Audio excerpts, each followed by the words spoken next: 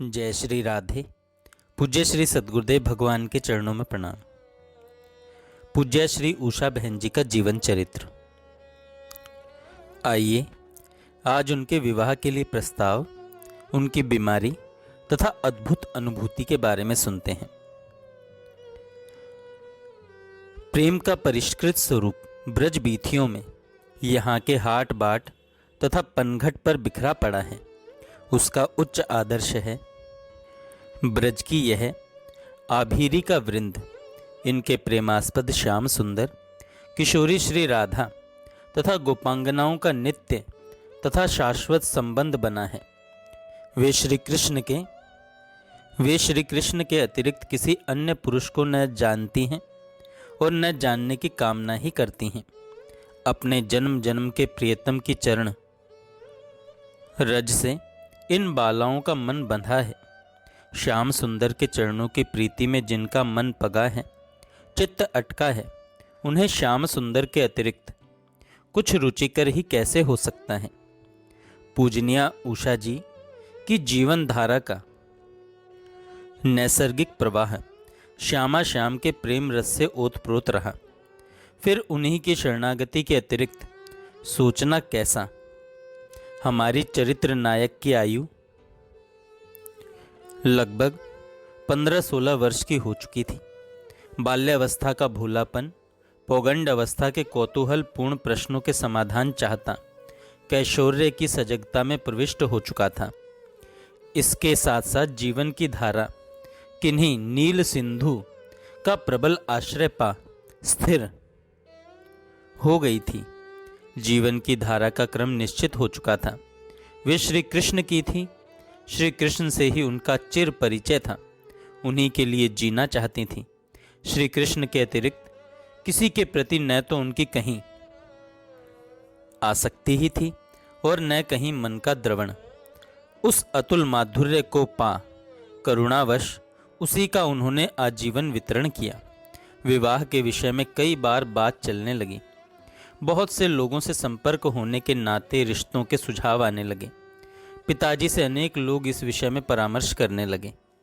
घर के लोगों ने आग्रह किया, परिवार वालों के सुझाव आए, रिश्तेदारों तथा अन्य स्वजनों ने आग्रह किया।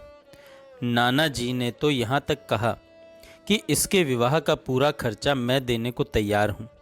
वे देना चाहते थे, परंतु अंदर सर्वथा जानते थे इनके स्वभाव को, इनकी धारा को, इनके व्यक्तित्व से वे परिचित थे ही, प्रभावित भी थे। इनकी ख्याति प्राप्त कर लेने पर भी इतना सादा जीवन, असाधारण व्यक्तित्व और नैष्ठिक प्रवृत्ति किसी साधारण व्यक्ति की नहीं हो सकती। फिर भी उन्होंने सुझाव रखा, इधर तो कोई प्रतिक्रिया होती ही कैसे। ये तो अपने सांवरिया रंग रांची श्याम सुंदर की प्रीति के रंग में रंगी थी, उन्हीं की सुधि में पली थी, उन्हीं के निज परिकर में से किसी विशेष कार्यवश आई थी, उसी उद्देश्य पूर्ति हेतु जीवन धारण किए हुए थी। अपनी बहुत छोटी वय में एक जगह कह रही हैं, जन्म भर से युगों युगों से चल रही है रार ये ही, प्रेम का उत्कृष्ट साधन साधना का सार ये ही, जीत है संघर्ष में ही, जान ले इतना अरे तू, राड़ से ही बढ़ सकेगा नित निरंतर प्यार नाविक।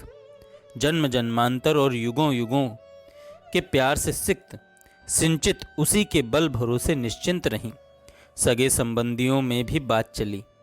पिताजी इनके सुदृढ़ मत से, परिपक्व विचारधारा से, परिपुष्ट भक्ति भावना से सर्वथा परिचित थे, अथवा श्री कृष्ण अपनी अनन्या सखी की सार संभार कर उनमें इस भाव की पुष्टि करते रहे थे।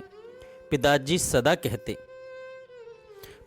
सदा कहते मेरी मुन्नो इतनी भोली है, यह तो विवाह का अर्थ भी नहीं जानती। इसे किसी अन्य के साथ भेजकर मैं कैसे इसके साथ अन्याय करूं?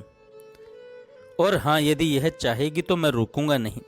इधर मुन्नों पर न तो इस सब की कोई प्रतिक्रिया ही हुई, न उसे कोई चिंता। अनेक संबंधियों तथा स्वजनों से सुनकर एक बार पिता ने अपनी भोली भाली अनेक संबंधियों तथा स्वजनों से सुन एक बार पिता ने अपनी भोली भाली परंतु सर्वथा सजग सुदृढ़ मना पुत्री से कहा, मुन्नो, जो लोग विवाह के लिए प्रस्ताव रखते हैं मैं सर्वथा उन्हें मना कर देता हूँ। तेरे मन में यदि विवाह के लिए यत् किंचित भी स्थान हो तो हम उसी प्रकार की व्यवस्था करें। सुंदर से सुंदर लड़का मिल सकता है। उन्हीं दिनों इन्हीं की चाची के एक भाई के सौंदर्य की चर्चा परिवार वालों में चलती थी। वे सुंदर तो अवश्य थे, पुरुषों में इस प्रकार का सौंदर्य कम ही देखने में आता है। एक दिन वे सामने से जा रहे थे। इन्होंने देखा कैसी विडंबना है। अवश्य ही उस अनुपम सौंदर्य से अनभिज्ञ अपरिचित कोई इस सौंदर्य का प्रशंसक हो सकता है, अन्यथा जिस चिर सुंदर के किसी कणांश से यह जगत सौंदर्यमय हो रहा है उसके सामने जागतिक सुंदरता का क्या अस्तित्व। उन्होंने स्वयं कहा था, उन्हें देख इनका मन अन्य मनस्क हो सांसारिक प्रशंसकों के मापदंड से विक्षुब्ध सा हो गया। क्यों न हो, जिसका संबंध माधुर्य लावण्य परिपूर्ण अगाध सिंधु से हो चुका हो, वह उस अंश का उसी अंशी की सत्ता होने के कारण आदर तो कर सकता है, परंतु अंश ही सर्वतोभावेन स्वीकार्य कैसे। उनका संबंध तो नित्य और शाश्वत श्री कृष्ण के सौंदर्य से ही था। एक बार आईने के सामने खड़ी यह अपने केश संवार रही थी। इनके बाल स्वभाव को देख पिता देखते ही देखते खड़े रह गए। इन्हें कुछ भी पता न चला। इन्हें सजग करते हुए थोड़ी देर बाद बोले, सब लोग विवाह करने का मुझसे आग्रह करते हैं, परंतु इसका भोलापन देख, विस्मय मुग्ध तथा कौतूहलपूर्ण स्वभाव को देख भला कैसे उनकी बात मान लूं। विवाह के लिए सांसारिक कृत्यों के लिए तो यह बनी नहीं। मेरी बिटिया ज्ञान में गार्गी तथा भक्ति में मीरा होगी। इनके दृढ़ निश्चय के आगे किसी को कुछ भी कहने का साहस न हुआ। बातें चली, धीरे धीरे सभी लोग समझ गए। सभी धीरे धीरे समय के प्रवाह के साथ विलीन हो गया। अब यह चर्चा कभी कभी ही चलती थी। कुछ समय बीतते बीतते सर्वदा के लिए ये बातें खत्म हो गई। उस व्यक्तित्व के, उस दृढ़ संकल्प के, उस अडिग सुदृढ़ता के आगे उस अखंड आनंद स्वरूपा को प्रणाम कर सभी शांत प्राय हो गए। इधर कुछ दिनों बाद इनका स्वास्थ्य बिगड़ा। छोटी मोटी बीमारी को तो इन्होंने कभी बीमारी माना ही नहीं। उसमें तो पूर्व किसी स्फूर्ति और सजगता से कार्य करती रहीं। बुखार का वह रूप इनके लगातार परिश्रम करते रहने से मियादी बुखार में बदल गया। वह बुखार अभी ठीक होने न पाया था कि रिलेप्स हो गया। इस बार का ज्वर 21 दिन का था। अन्न तो अब डॉक्टर की सलाह से छोड़ ही चुकी थी। धीरे धीरे कमजोरी बढ़ती गई। उसमें भी जैसे तैसे अपने कृत्य बड़ी ही सजगता से करती रहीं। लेटी लेटी अपने प्राणों के प्राण, जीवन सर्वस्व की सुधि में खोई रहती। अब आराम भी करना पड़ता। ठीक होते होते इनके परिश्रम और व्यस्तता वश एक बार पुनः रिलैप्स हो गया। इस बार का बुखार नियम से 90 दिन का था। कमजोरी होती ही जा रही थी। शरीर दुर्बल हो गया और यह शैया आसीन हो गई। परंतु एक निष्ठा, एक आशा और एक विश्वास इन्हें सर्वदा बना रहा कि प्रभु जी का मंगलमय विधान सर्वथा मंगलमय होता है। सामर्थ्य अनुसार वे अपने मन में मग्न रहती। प्रसाद के प्रति इनकी अटूट श्रद्धा देखकर माता पिता स्वजन स्तब्ध हो जाया करते थे। जो भोग श्री ठाकुर जी को समर्पित किया जाता उसको प्रसाद रूप में यह अवश्य ग्रहण करती। सदा कहा करती, प्रसाद सभी प्रकार से मंगल करने वाला है। प्रसाद सभी प्रकार से मंगल करने वाला है यदि केवल इसी भावना से ग्रहण किया जाए, जीभ लोलुपता से नहीं। यही भावना इनकी अंत समय तक बनी रही। अपने जरा से कष्ट से अच्छे अच्छे साधक अनेक महतजन अपनी स्वास्थ्य रक्षा हेतु प्रसाद तक की अवमानना कर देते हैं, परंतु बहन जी का जीवन, उनकी भावना इतनी अधिक परिपक्व थी कि वे भयंकर बीमारी में भी प्रसाद की अवहेलना करना तो दूर, उसे ग्रहण कर एक आदर्श स्थापित करती रहीं। उनकी इस भावना का पोषण उनके सेव्य स्वरूप युगल सरकार सदा सदा करते रहे, उनके मन की रखते रहे, जिसका वर्णन हम आगे तथा यथा स्थान यथा प्रसंग करते रहेंगे।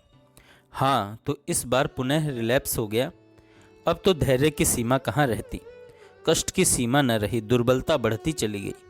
इस महान कष्ट के विषय में उस व्यक्ति से पूछे कोई जिसने महीनों से अन्न ग्रहण ना किया हो, उसके माता पिता से पूछे जो स्वयं जैसे तैसे आहार पा अपने पोषण हेतु उदर पूर्ति कर रहे हों, परंतु इनकी ओर देखकर कैसे कह दें कि इनका आत्मबल कम हुआ होगा।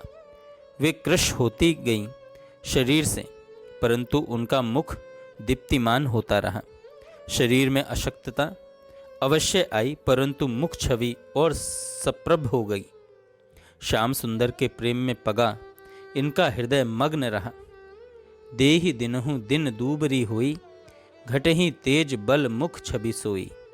यह मुख पर छिटकने वाली आभा आत्मानंद में मग्न हो उसी रस से पुष्ट परिपुष्ट होने का परिणाम थी। उन्हें जिस आहार की आवश्यकता थी वह उनकी आत्मा को मिल रहा था।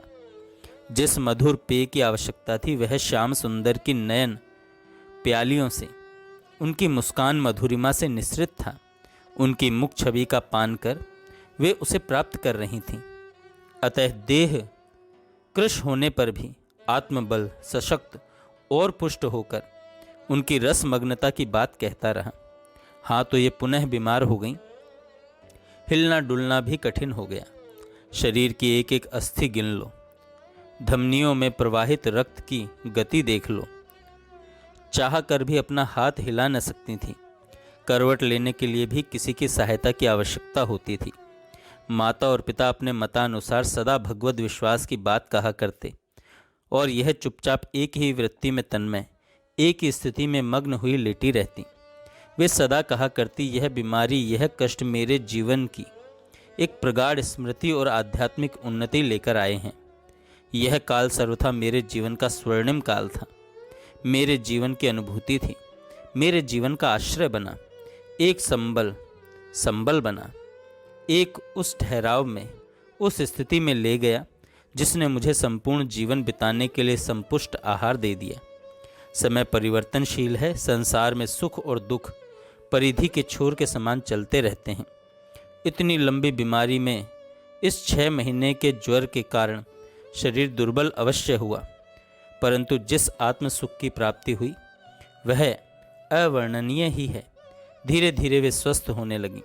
स्वस्थ होने के कुछ समय बाद उन्होंने स्वयं कहा था, इस अवस्था के दिनों में जिस आत्मानंद की अनुभूति हुई है वह कहने की बात नहीं है। बीमारी के उन दिनों में भगवान का दैदीप्यमान सुदर्शन चक्र सर्वदा मेरे चारों ओर घूमता रहता था। एक क्षण भी ऐसा नहीं जब मेरी दृष्टि से वह ओझल हुआ हो। वह मुझे आश्वासन देता था। मेरे चिर संरक्षक को मेरी स्मृति बनी है इस बात का। उन्हीं श्री हरि की इच्छा से अनेक देवी देवताओं के दर्शन हुए। इन्हीं नेत्रों से आकाश में स्थित सरस्वती देवी तथा भक्ति देवी के दर्शन किए। तुलसी महारानी के दर्शन हुए। वीणा लिए हुए श्री नारद जी के दर्शन हुए। ऋषि अंगिरा, श्री वेद व्यास भगवान, भोलेनाथ, श्री मन नारायण तथा दोनों हाथ बांधे अभिवादन की मुद्रा में अनेक ऋषियों और महर्षियों ने, महज्जनों ने दर्शन देकर कृतार्थ किया। यह स्थिति कभी कभी की नहीं, प्रत्युत निरंतर बनी रहती थी। उसी के संबल से वह बीमारी सहज बीत गई। आइए अब सुनते हैं श्री प्रिया जी के दर्शन तथा श्याम सुंदर के चरणों में अनुराग का वरदान। हाँ, तो बहन जी बीमार रहीं। इन्हीं दिनों उन्हें अनेक अनुभव हुए। रुग्ण अवस्था में भी अपने प्राण सर्वस्व की प्रबल कामना आवेगवश इस भौतिक दृष्टिगोचर शरीर को वहीं अंबाला छावनी में पड़ा छोड़ आप श्री यमुना तट पर प्रिया जी की सन्निधि में आ बिराजी। उनका अभिवादन कर उनकी कृपा और उनका संबल पूर्ण आश्वासन पा परम धन्य हो गई। उस प्रसंग को यथावत उद्घृत कर उन पर बरसी अपार कृपा ममता, उनके आत्मबल उनकी असाधारण स्थिति, उनका दिव्य स्वरूप प्रेम स्वरूपा प्रिया जी की अकारण स्नेह ममता से पाठकों को अवश्य अवगत कराना चाहूँगा। हाँ, तो पूज्य बहन जी कैशोर्य में पदार्पण कर चुकी थी। लगभग 15-16 वर्ष की रही होंगी। बीमारी के कारण शरीर कमज़ोर अवश्य हो गया था। इतनी अधिक दुर्बल हो गई थी कि करवट भी स्वयं न ले सकती थी। अपनी उसी अर्ध तंद्रावस्था में, भाव निमग्न अवस्था में लेटी रहती, शरीर के सभी आवश्यक धर्म निभा ही रही थी। इस सब दुर्बलता के साथ मन पूर्णतः स्वस्थ था तथा आत्मबल पूर्णतः सशक्त और स्फूर्त था। रोग का प्रभाव केवल पांच भौतिक शरीर पर ही हो सकता था।